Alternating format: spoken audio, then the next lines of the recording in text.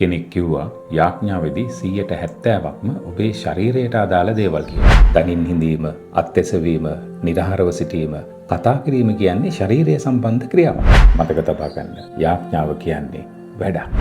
දානියෙල් මේ වැඩේ දවසට 3 සැරයක් කළාලු. යේසුස් වහන්සේ රෑ නිදි මරාගෙන රාත්‍රිය පහන් වෙන තුරු කළා. දහඩිය ලේ බවට පත් වෙනකන් කළා. දාවිද් අලුයම හිමිදිරි උදෑසන අවදි වෙලා කළා.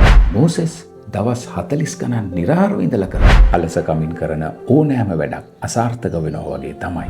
අලසෙකුගේ යාඥාවට දෙවියන් වහන්සේව ප්‍රසන්න කරන්න බෑ. ඒක උන්වහන්සේට පිළිකුලක්. කොහෙට හරි හේතු වෙලා කකුල් දෙක වනවන ෆෑන් එක දාගෙන කිඳිරි ගන්නවා කියන්නේ යාඥා කරනවා නෙමෙයි. මතක තබා ගන්න. කිසි කෙනෙක් තමුන්ගේ යාඥාවට වඩා බලවත් නැහැ. ඔබ සමානයි ඔබේ යාඥාව. ක්‍රියා 10 වෙනි පරිච්ඡේදයේ කියනවා කොර්නේලියස්ගේ යාඥාව සේවීමක් කොට දෙවියන් වහන්සේ ඉදිරියට පැමිණුණා කියලා. ඔබටවත් මතක නැති ඔබේ යාඥාවන් දෙවියන් වහන්සේ ඔබ වෙනුවෙන් මතක තියාගන්න යන්නේ නැහැ. කොර්නේලියස් දෙවියන් වහන්සේට අමතක කරන්න බැරි වෙන විදියට යාඥා කළා. සමහර විට ඔබ අහලා ඇති ජෝර්ජ් මුලර් ගැන.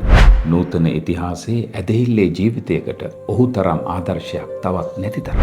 ඔහුගේ 60 වසරක සේවා කාලය තුළ ඔහු කරපු සියලුම යාඥාවන් අඩංගු වාර්තාවක් ඔහු විසින් පවත්වාගෙන ගිහිල්ලා තිබුණා. පිටු 3000ක් විතර තිබුණු මේ පොතේ 30000කට අධික සංඛ්‍යාවකට දෙවියන් වහන්සේ පිළිතුරු දීලා තිබුණා කියලා සඳහන් වෙලා තිබුණා. වසර 60 වැඩි කිරීම 365 කියන්නේ 21900යි.